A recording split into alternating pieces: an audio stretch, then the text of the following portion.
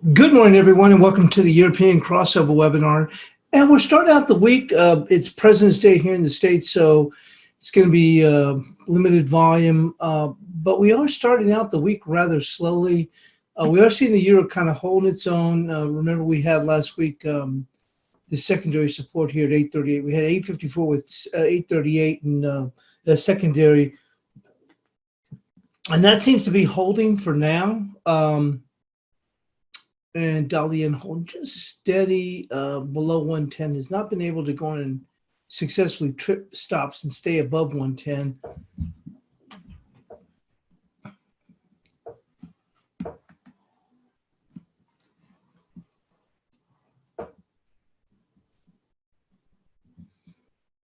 And cable still holding up above 130. And once again, in a relatively very quiet session here across the board.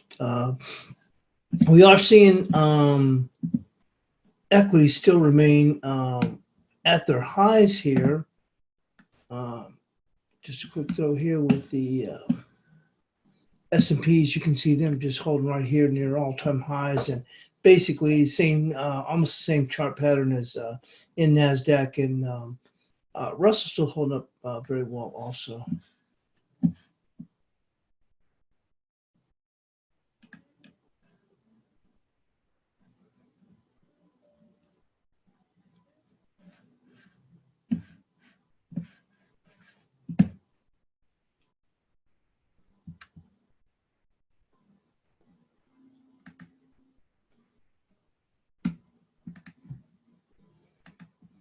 Looking at the gold market, here's the April gold.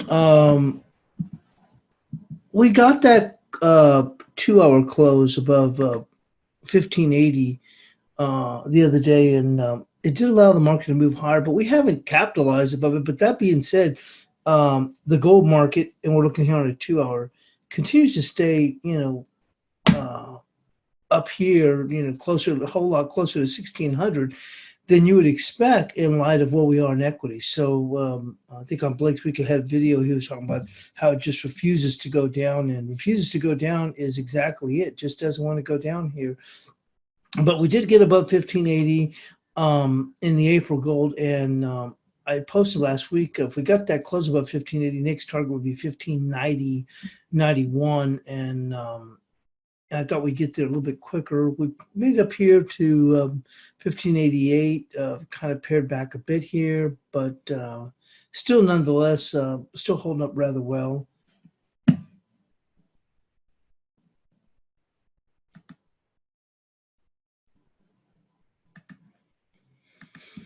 Moving on to the crude oil market, we have gone and rolled into the April crude. The charts I have really was based on March.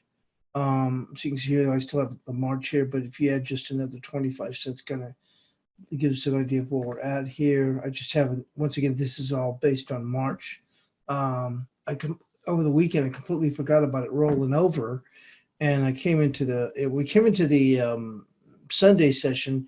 The March was still showing more volume than the April, but as we've rolled over, as we've rolled over into the evening, into the next day, obviously being today, I was taking a look at the difference in the volume, and a stark difference now. So I've gone and moved us into the April here, and here's April. But like I said, these levels like 52.10, just throw 25 cents on it. So, we're basically looking on here at 52.35 being, well, 25 cents, about 52.36 being key here. If you look at it, and this is March, and adding 25 cents there.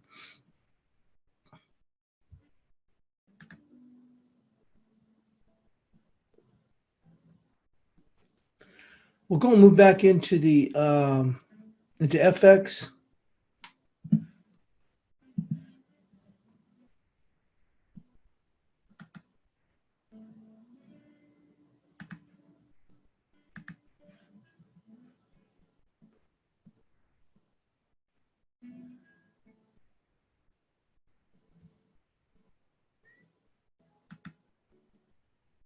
Here's throwing out the calendar, the economic calendar. You can see it is just dead. We don't have anything here to really mention of here today. We do have some Canadian securities.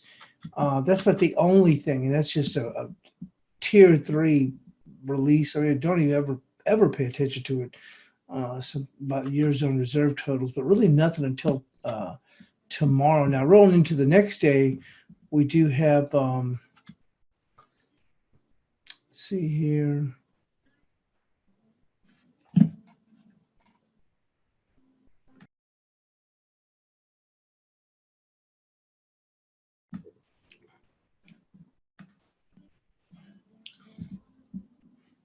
Coming into the next day, we will have tomorrow unemployment rate for UK with claimant count, and we do have German zoo numbers and New Zealand dairy prices. And then we roll into the States, we'll have New York Fed manufacturing, Canadian manufacturing sales, and AHB housing. But once again, that's going to be tomorrow.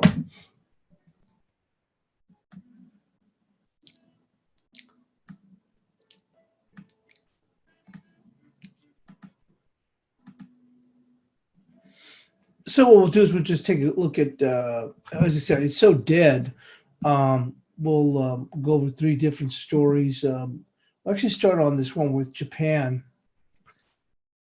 and then we'll go into the analysis to start the week.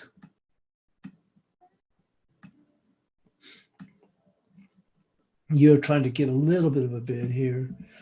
Japan on brink of recession as economy contracts and the virus heightens risk. Japan's economy shrank at the fastest pace in almost 6 years in December quarter as its sales tax hit consumers and business spending, raising the risk of recession as China's coronavirus outbreak chills global activity. Analysts said the widening fallout from the epidemic, which is dangerous output in tourism, could have a significant impact on Japan if it's not contained in coming months. There's a pretty good chance the economy will suffer another contraction in January to March. The virus will mainly hit inbound tourism and exports, but also could weigh on domestic consumption quite a lot, said Taro Saito. If this epidemic is not contained by the time of the Tokyo Olympic Games, the damage to the economy will be huge. Japan's gross domestic product shrank at an annualized 6.3% in the October-December period, government data showed on Monday. It was the biggest fall since the second quarter of 2014 when consumption crumbled after a sales tax hike in April of that year. The weak data also comes amid the signs of a struggle in the wider region with the coronavirus, leaving Japan vulnerable to a recession. Singapore cut its economic growth predictions for 2020. Japan's stock slipped in on the recession prospects with the benchmark Nikkei down 0.7, and the sales tax hike in October last year, as well as the unusually warm weather that hurt sales of winter items, weighed on private consumption. Capital expenditure fell 3.7% in the fourth quarter, which much faster than a median forecast for 1.6%. Japan's policymakers had warned that the economy will suffer contraction in October through December as sales tax hike and typhoons and Sino-U.S. trade war hurt consumption. Still, the weakness in capital expenditure, considered among the few bright spots in the economy, casts doubt on the Bank of Japan's view that the growth will continue to expand moderately. Reuters poll of 8 analysts conducted after GDP release forecast Japan's economy will contract an annualized 0.3 in the first quarter. BOJ Governor Haruhiko Kuroda said the central bank would consider additional easing if the coronavirus outbreak significantly threatened Japan's economy and the price trends. Kuroda told the Daily News that the outbreak was the biggest uncertainty for the economy. Worries about the spread of the coronavirus and its hit to the global economy kept Japanese manufacturers' mood gloomy in February, as the Reuters poll found. The epidemic has forced factories in China to shut down and led to a sharp drop in Chinese tourists.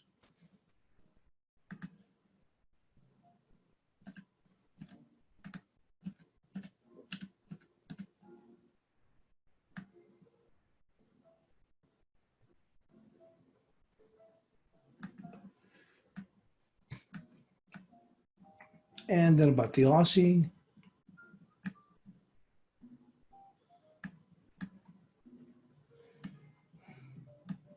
The Australian and New Zealand dollars were left adrift on Monday as investors awaited some clarity on whether the coronavirus was being contained or not. While a steady outlook for domestic interest rates offers some support, the number of reported new cases in the Hubei province rose on Monday after 2 days of falls as authorities imposed drastic new restrictions on movement. The Aussie was holding at 67.17, having bounced 6 tenths last week. The Kiwi idled at 64.33 after bouncing half 10%. The Kiwi's reprieve came after the Reserve Bank of Australia surprised by dropping an easing bias and switching to a neutral stance, though it left the door ajar for more should the fallout for the coronavirus prove more harmful than expected. Investors reacted by pairing the chance of an easing anytime soon with a move in March placed at less than 10%. As a result, yields on 10-year bonds have climbed to 1.395%. The RBA is also opposed to pushing back market pressure for stimulus. The RBA has made it clear its preference for a steady hand near term, providing some support from the pricing for a cut by May, dropping under 40%. That could shift depending on what the job figures from January show on Thursday, given the RBA has said it would reconsider an easing should employment trend markedly higher. After falling unexpectedly in both November and December to reach 5.1%, the jobless rate is forecast to rise to 5.2% in January, in part due to the drag from businesses that were raging from the southeast of the country. A weak result from would add an already bearish background for the Aussie, warned Callow, with industrial commodity prices fragile and the economy impact of the COVID-19 still spreading. Well beyond China, we look to sell into rallies into the 67.50 with risk down to 66.50. And lastly, we'll finish up with the euro before we move into the analysis.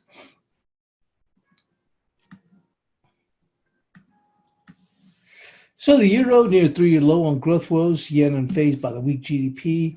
The euro was on the back foot on Monday as concerns mounted about a weakening economic growth in Europe. At a time financial markets and policymakers fret about a new threat to the global economy, the euro hit a 33-month low of 8.17. Coronavirus is increasingly looking like a long-term issue, and thus for currency markets will be playing second fiddle, Kayuka Suzuki stated. In contrast, the sentiment on the year is becoming clear with weak economic fundamentals helping it to push it down. The German economy stagnated in the fourth quarter due to private consumption and state spending, data showed on Friday, renewing fears of a recession at a time Chancellor Angela Merkel's conservatives are preoccupied with the search for a new leader. Europe's biggest economy posted zero growth from the previous quarter, while separate data showed Eurozone gross domestic product grew 1/10 on quarter. There was even chatter about the possibility of a rate cut by the ECB, with the Eurozone money market instruments pricing in a small chance of a cut in coming months. I think the currency market is going a bit too far in talking about easing possibilities, said Hideki Kashida. But people in the Forex market are probably thinking that if the data in the period before the coronavirus are so weak, it will get worse. Japan's economy was also under increasing strain, with the GDP figures released on Monday coming in far below economists' forecasts, hitting Tokyo shares. The world's third largest economy shrank 1.6% in the first 3 months. Reaction to the currency markets was muted as the safe haven yen trends to be short-ported on bad news. I'm getting sick of looking at those 80 on my screen, said a trader at a U.S. bank, referring to the last 2 digits on the dollar-yen rate. Most market players expect growth in the U.S. to remain stronger than among the developed countries. U.S. core retail sales was flat last month, lagging expectations of a 3.10% growth. Still, economists blame one of the factors such as warm weather and output suspensions stemming from the troubles at Boeing for the downbeat numbers. The Aussie Dollar edged up, and looks like that's about it. So let's go move on to the analysis. Just want to touch those stories since it is so quiet. Bear with me one moment.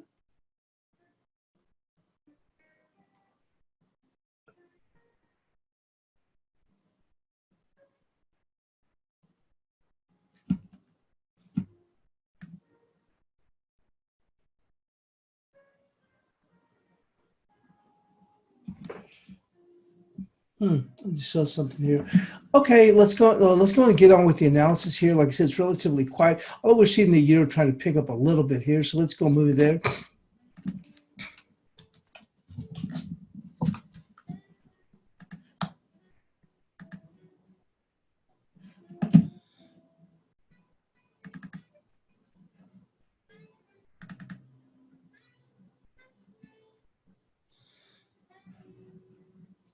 So looking at the euro,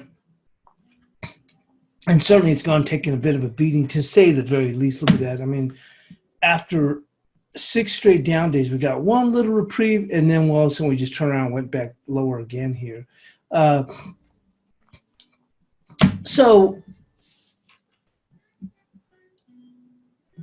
it was deja vu all over again, and that's a saying that for those who are not familiar with the New York Yankees baseball manager from way back, I think he's in the 40s or 50s, I guess the 50s maybe, I'm not sure. But anyway, he used to say it's deja vu all over again. So that's what came up with that, mentioned that. But anyway, kind of a bit of a humor. But that being said, it's deja vu all over again as the euro finished the week on its lows. A test of 8.108 appears inevitable. Below is a weekly volume level at 776. A further break would find support at 726. Resistance is going to be at 861, followed by 890. So let's go and take a look at this on a weekly chart, and you'll see what I'm referring to as that level.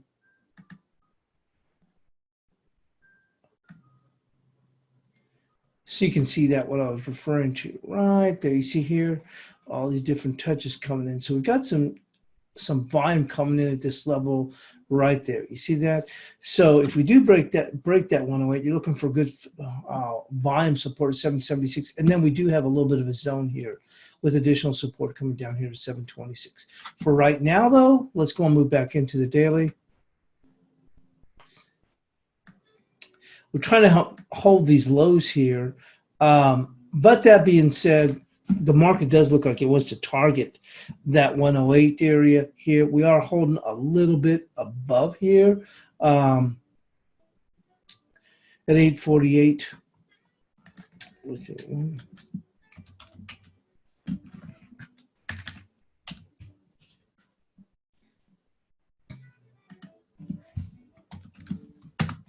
So what we're going to do is we're just going to go on and tag support here today for 108. Because we're not that far away from breaking lower, so we'll keep it simple as far as support coming in. We actually had before from Friday at 838, 803. Let's go with this 803. We actually had 803 marked off as a level from last week, if we made it down there. And then on the upside, and you can see that right there with the analysis, upside 861 followed by 890. But we'll go and tag, it's 861 for right now. Wouldn't be that hard to get a little bit of a brush higher. We're so weak.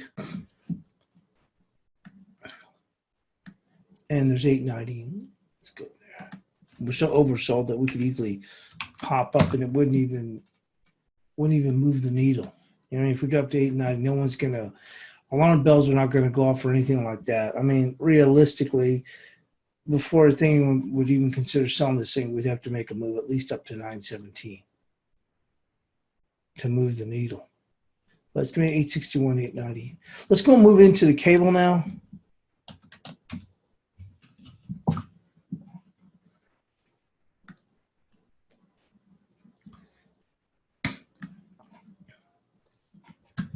So cable finished the week close to the highs. The market was oversold at this beginning of last week, but not surprisingly, price action was more of a few shorts covering as opposed to any new buying. Bulls are simply unwilling to be taken for another failed ride. Resistance comes in at 3084, followed by 3128. So we'll go with the 3084, and support is going to be the pivot, 2980. So let's take a closer look here, 3084. Well, we had 3085, leave it there, and supported 2980. So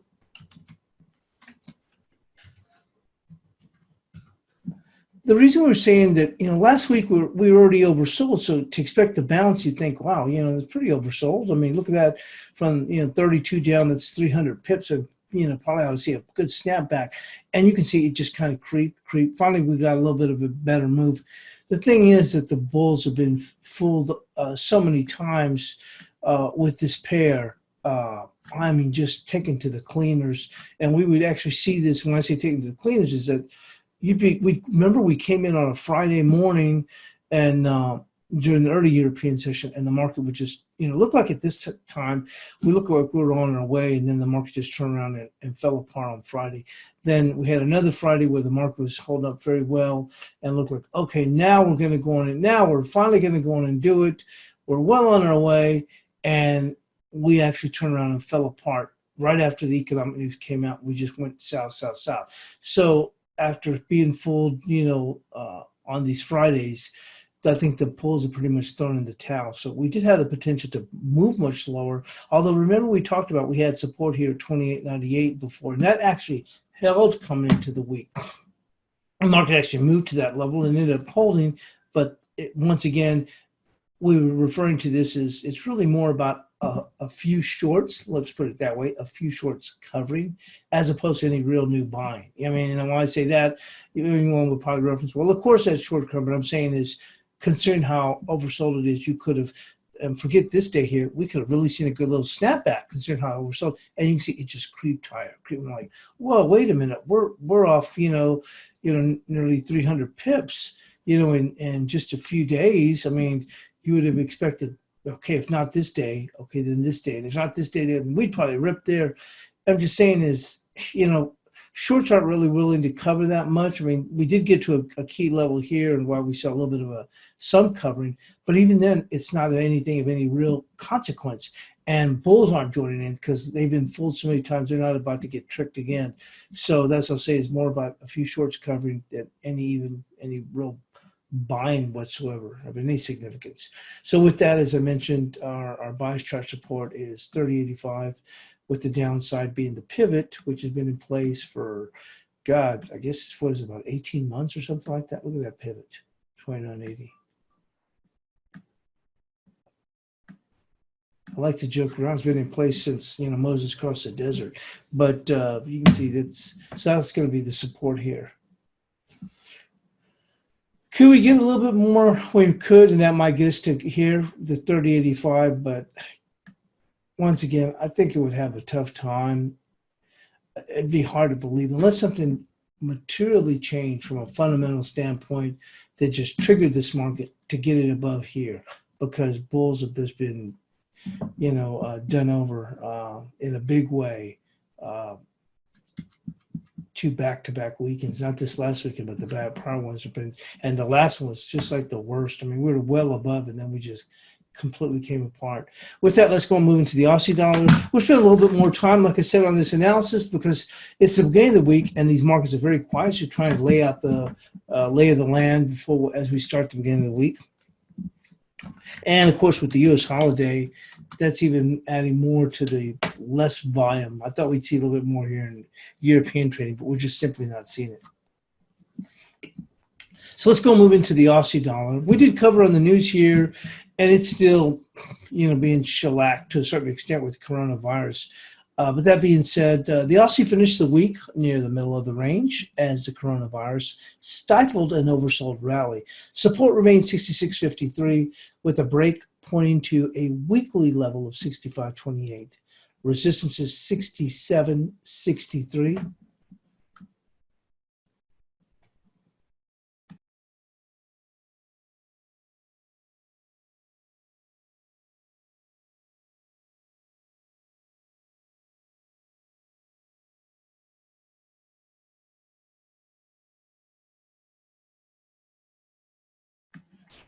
Well, we said 67, 63. One tick is not good. One pip's not going to make any difference. Here's the support of 66.53. This is from probably about a couple of weeks back. We'll go back to that. If you look on the weekly chart, you can see where I'm coming up with the 65.28. It's in the middle of this zone here. So if we do break, then that's where we look. And the reason I came up with that 65.28 was ahead of the RBA meeting. It was about a week and a half ago or so. And potentially we could have got there. And when they did not take any action, and then it looked, you would have thought, okay, now we're going to get a nice bounce.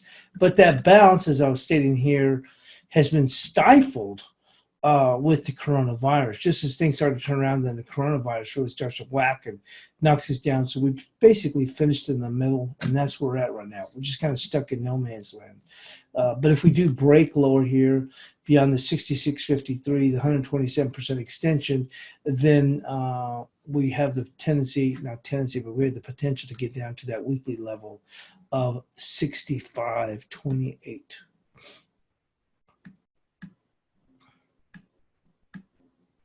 There we go. So let's go and move into the Kiwi.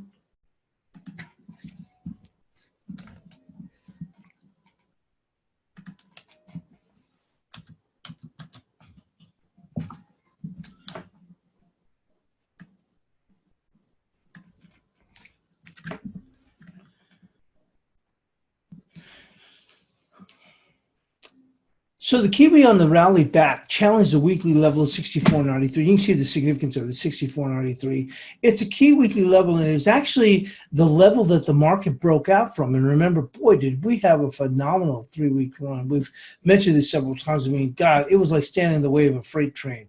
You got your rear end and rolled the heck over. And then all of a sudden, it was just a fall from grace. So anyway, let's go back, and that gives us a little bit of a background.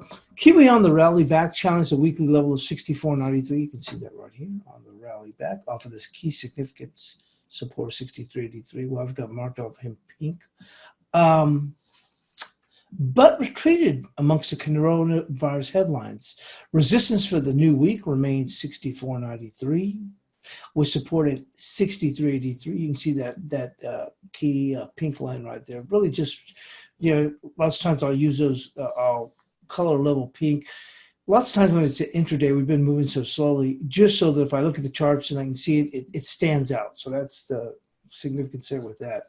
But anyway, that being said, a break opens a challenge to 63.26, a break of that. Confluence was 63.23 to 78%. You can see that if we do break lower. Right now, just like the Aussie, we're just stuck in no man's land. So support's going to be down here at 63.83, resistance 64.93. And we're just stuck with the coronavirus for now.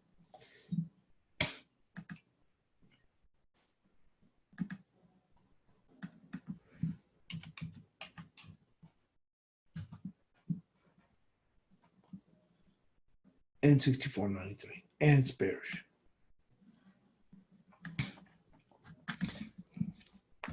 Moving on to the dollar CAD.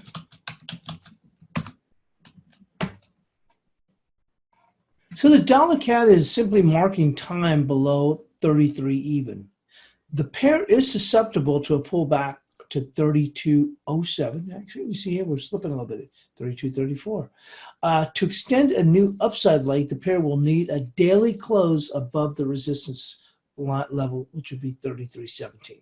We certainly don't look like it, and certainly we are weakening a bit here. Remember, we had that support level around, it was 32.38 last week, and I think the market bombed to what was 32.36. Then we saw a little bit of a rebound, but we were just kind of marking time. Now, Friday, you can almost, it's not an engulfing, but you can see the body almost matches. So it was susceptible. Now, as I was saying, susceptible to a move down here to 32.07, and I think that's exactly what we're going to get down to. Right? You see that right here?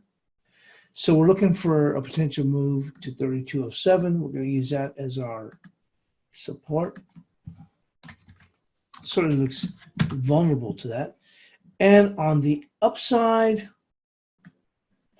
let's take a look. Because certainly as we're starting to weaken, we're not going to be looking, we were saying for a new leg, it would need to close above 33.17. But resistance, let's go and take a look here on a 2-hour chart.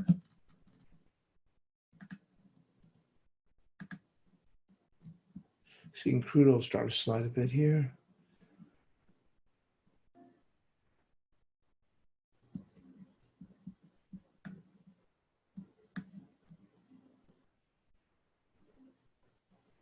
It's going to be right there, 32.69.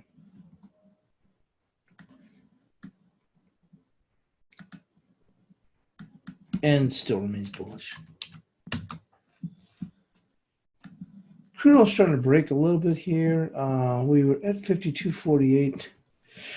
in the April. We're not much down much, 52.29, but we are at a key level.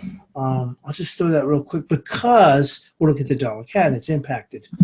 Now, this is on the March, because remember I told you I hadn't rolled over. I mean, over the weekend, I was doing analysis with the March, forgetting that it's time to roll over to April. And then when it came in on the Sunday session, the March still had more volume, but now it's changed. But you can see here that this is a key level, this 52.19 on the March. So when you add, I see there's a differentiation of about 25 cents. So that puts us to where we were at this, which is now on the April, which is 52.48. So you can see basically, you see 20, it'd be 52.45. So we got as high as 52.48 on the April, and which would equate with about this same level here, 52.19. You can see here, kind of dipping a little bit. Just start to share that with you. I trade crude quite a bit nowadays. So you can see us, pulling back. So this equates to this same 52.19 on the March right there. But it does impact it with the Canadian dollar. So just I'd share that with you because we're starting to see this slide back. Just when it looked like it was trying to get a little bit higher. Let me just go and put this back. Kind of caught my eye.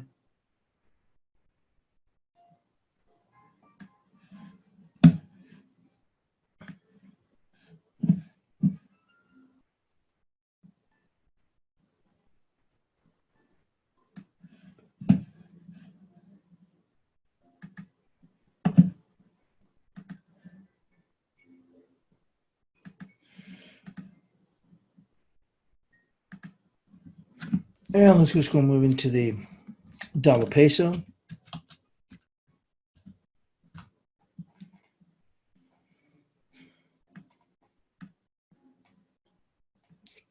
So the dollar peso finished the week on the lows after defending the 1860 for 2 weeks. So with this, this whole area right in here, we did a stalwart job of defending it, despite the continued upside move with the U.S. equities. The market will target key support level of 1844 because we talked about that. Remember, we had 1862 as 161% of this failed rally right here. 1861, and really kept the market in check. But now we're starting to roll over, and that opens the door for us to move down here to, I said targeted, which is 1844. With additional support at 1838, you can see that level just below here at 1838. 1851 remains a pause level. Now, we had that as a level before, and we thought we were going to hit that maybe 2 weeks ago.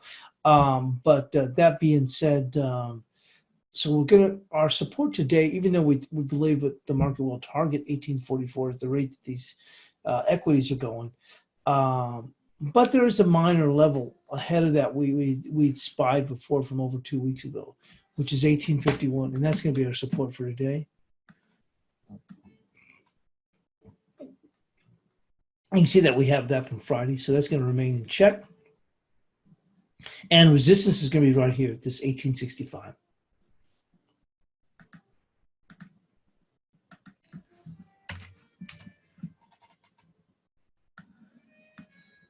There you go, right there. Let's go move into the dollar yen.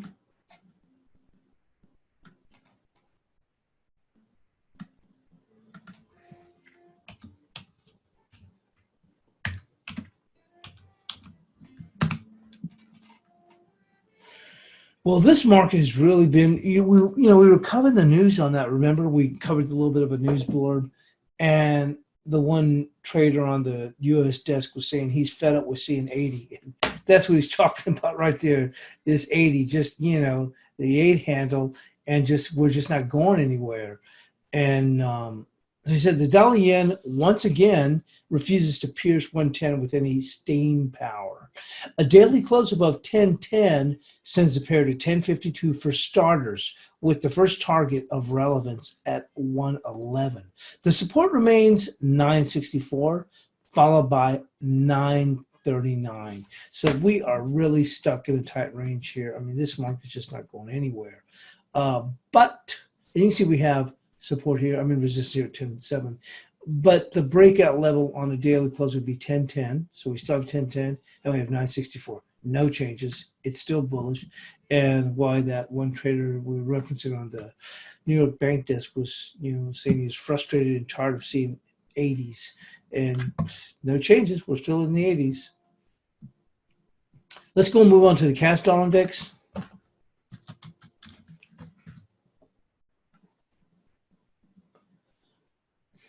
So the dollar index remains on course for the intermediate target of 99.70, resulting from the breakout close 2 weeks prior at 98.42.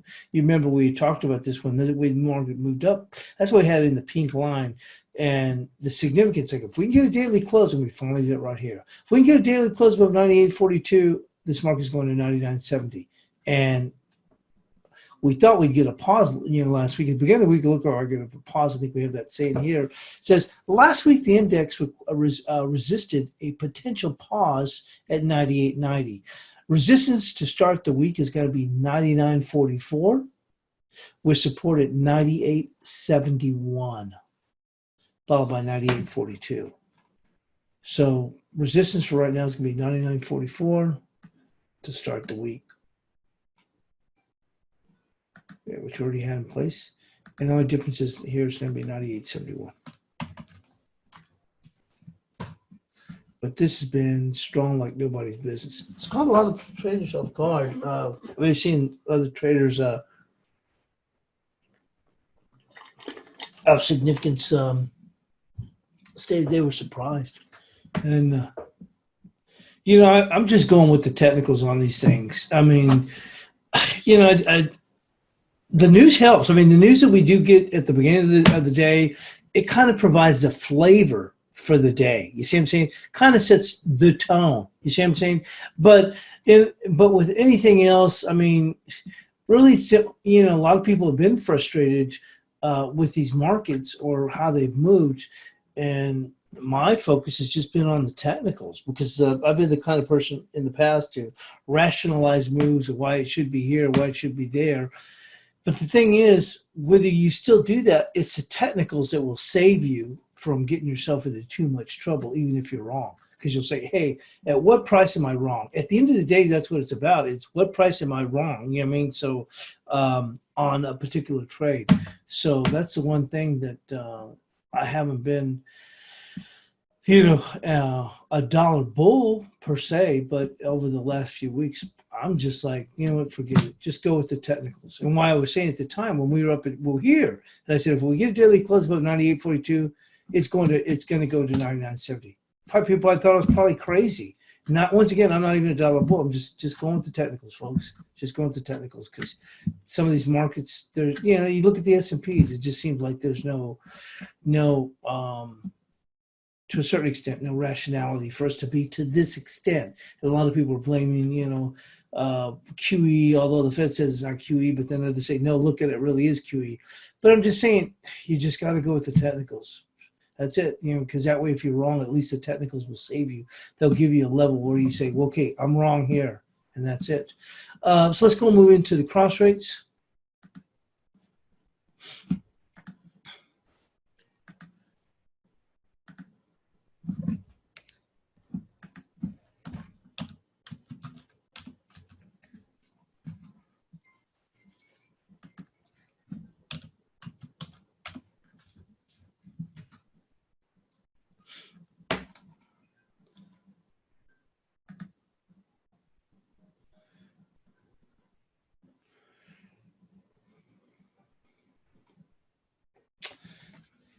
So the Kiwi yen finished the week in the middle of the range, paralyzed by the coronavirus. And boy, look, we're still, we are, look at that range today. It's crazy.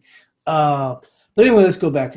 Kiwi yen finished the week in the middle of the range, paralyzed by the coronavirus headlines. In the meantime, the pair is bracketed by the resistance of 71.16, with support of 70.08. The pair needs 2 consecutive closes above 71.04 for a short-term bottom to be put in place. Strong support is going to be 69.55/75. You can see that little zone in here, right here. So 69.50, right in there between 69.55 and 69.74. right there, some good volume. But I mean, we're just not simply moving, but it's, once again, it's paralyzed with this coronavirus headlines. You don't know which way to push. So once again, now, like I said, it needs two closes above 71.04 to put in a short-term bottom. Here's the 71.04. But resistance is 71.16. That's resistance, but once again, we can get turned away easily. Two consecutive closes above 71.04 will give us a short-term bottom. So it's 71.16 and support is 70.08.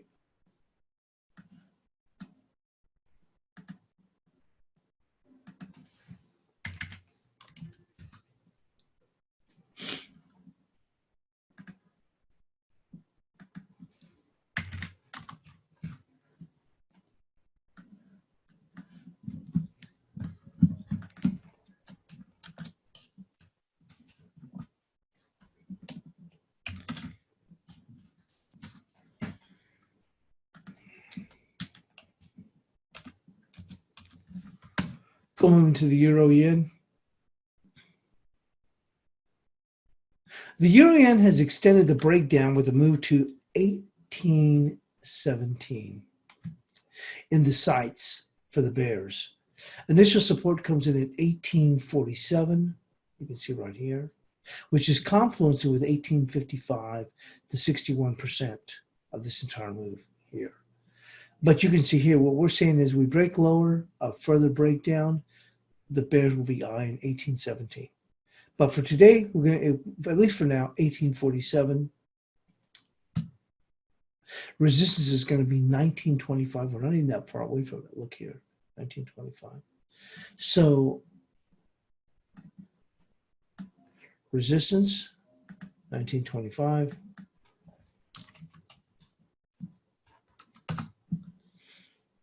$18.47.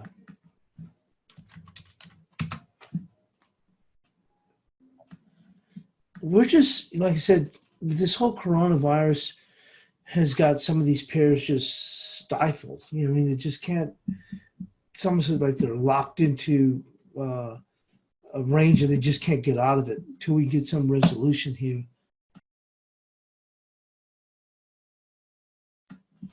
So with that, let's go and move into the euro on.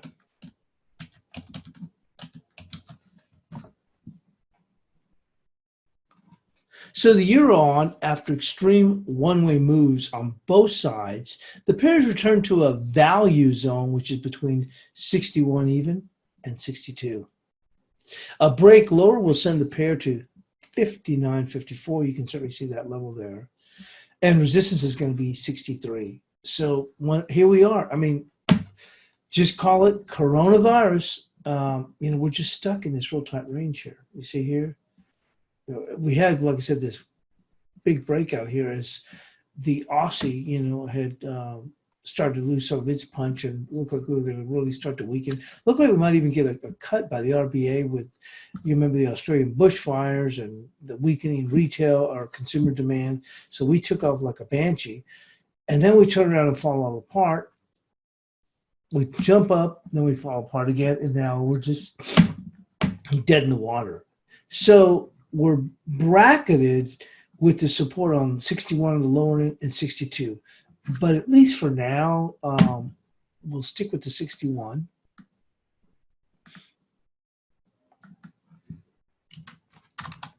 And we'll take a look at a 2-hour chart, see if we can see anything a little bit closer or more definitive on the upside.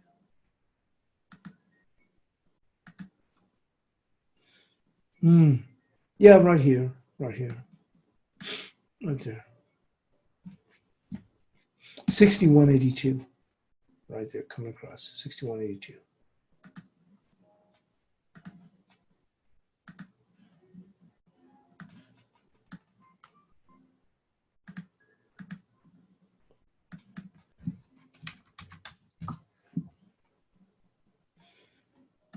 Let's go move into the Euro Kiwi.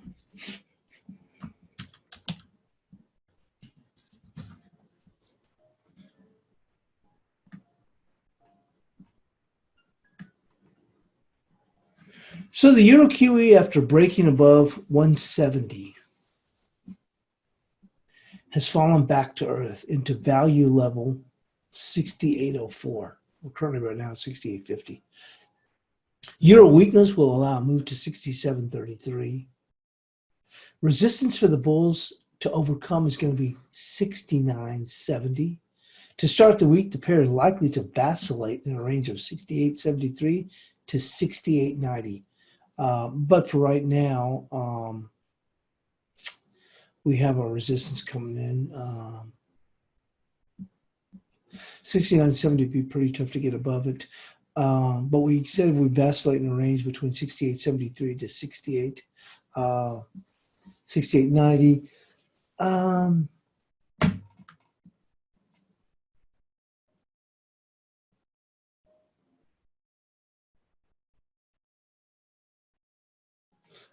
Yeah, that's 68.73 on the upside. I think we're going to stay in relatively tight range, especially today.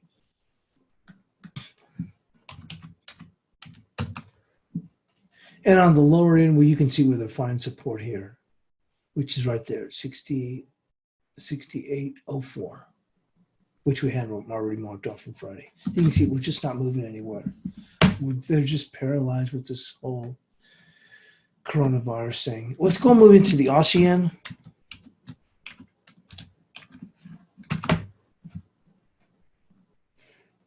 So the Aussie yen is attempting to reclaim the major weekly level of 74.02. You can see right now we're at 73.92. Two consecutive closes above that will send the pair to 75.50. Two consecutive closes below 72.50 should quickly find the pair at 71.05. So if we do get a close, two consecutive closes here, we should fall down to 71.05 rather quickly. Look, we're just going to technicals, and right now we are absolutely dead in the water. Look at that. Look at these ranges here. I mean, they are just so tight. Resistance is actually going to be just above this level here. You can see right there. 74.2 is key, but that's going to be resistance. 74, let's call it 74.17. We had 16, okay, fine. But we'll just move it up to 1 pip. And support, let's take a little bit closer look here. So let's go move into the 2R, see if we see anything of any significance.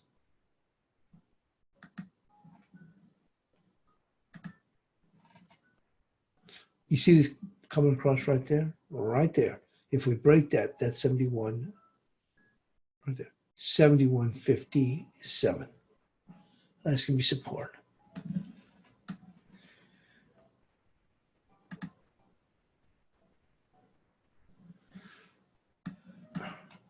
Oh, I said 71.57. Let's make sure we got our heads on right. 73.57. Right there.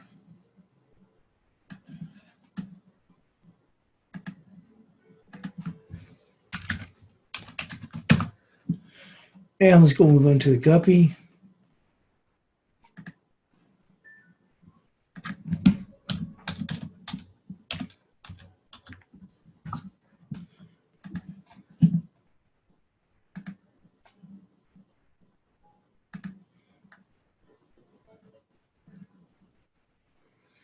So the guppy last week slowly ascended higher, encountering resistance at 43.23. Well, right now 43.25 and a half.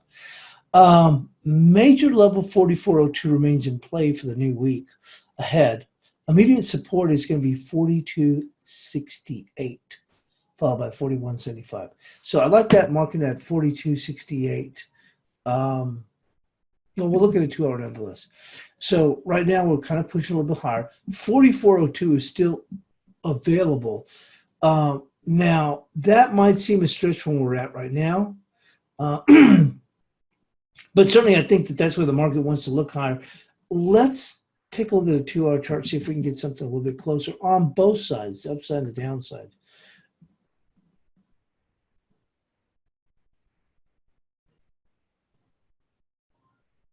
Right here, you can see almost like a little bit of a pivot. You can see if it wants to break higher. That's going to be 43.48.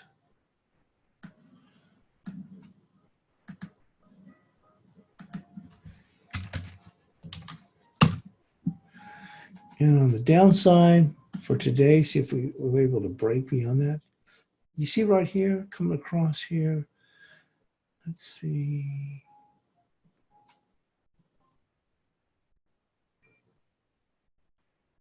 Yeah, you see right across, coming across this level here, you see? And here, right there, which really is almost at those lows. And what we'll do is we'll consider this a trigger right there. You see right there in the middle of this medium-legged doji close. So it's going to be right there, 42.85.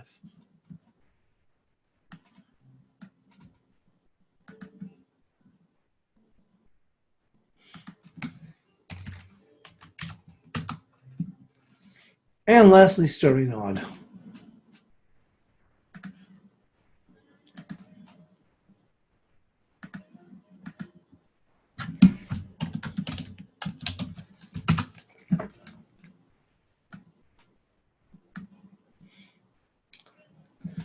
So starting on broke higher from the short-term triangle, opening the door to major level 94.83. A little bit weaker right now. Two consecutive closes above the major level will challenge 97 even. Support is going to be 93.13, followed by 92.56. So we've broken out, but we're taking a bit of a respite here. You don't want, I mean, we've broken out of this little triangle. You don't want to get too wrapped up into the short-term support, I don't think, because with this break here, anybody who's short said, look, I got to get out. So they get stopped out. Okay. I don't think you can turn around and say, now I got to short it again. The thing is, we could fall back in here, and this is where I was coming up with that support. You see down here, you come into the apex of this little triangle. But I think realistically, you got to look up here at this 94.83, although that's a bit of a jump from here already, because that'd be 100 pips. Although it can come rather quickly with the Aussie. Tell you what, we'll see if there's anything ahead of that. Yeah, there sure is right there. You see there? Which is going to be 94.22.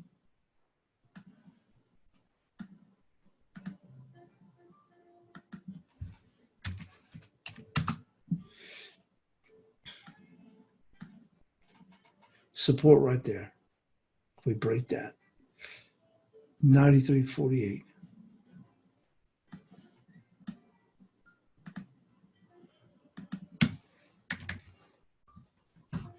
There we go. And there's the bias chart for today. Looking back here, Euro's kind of dead in the water here. Crude oil trying to jump back up again. We'll go to that.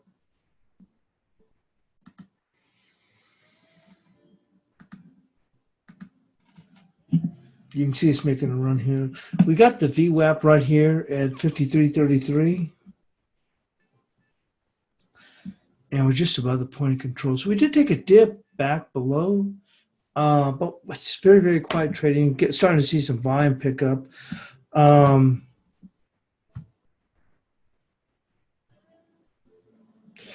We're back. This is a key level here. Now, this is the March. Remember, I told you at the beginning was that when I did the analysis over the weekend, I forgot about rolling over.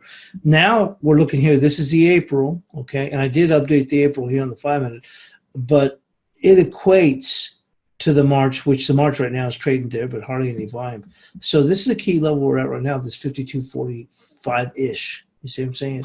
So we'll see whether we can add something on there. It's going to be rather significant if we could get a daily close above 52.79. So at least we know where we're looking at. Gold's still quiet, but once again we got that 2-hour close above 1580. We'll just look at that and then we'll close out. One moment.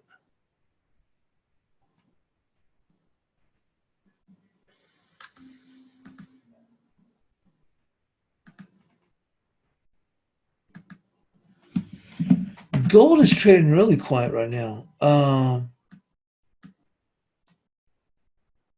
Very, very quiet.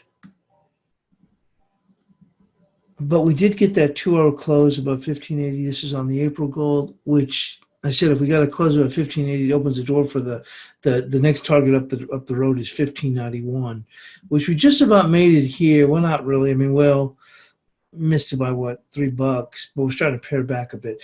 But considering how strong equities are, it's really something to be said how well gold's holding up. That's all we have. We'll catch you in the chat room. Quiet day with U.S. holiday and just quiet overall day. I was expecting a little bit more action here in Europe. We're just simply not seeing it. But thanks for joining us here on the European crossover.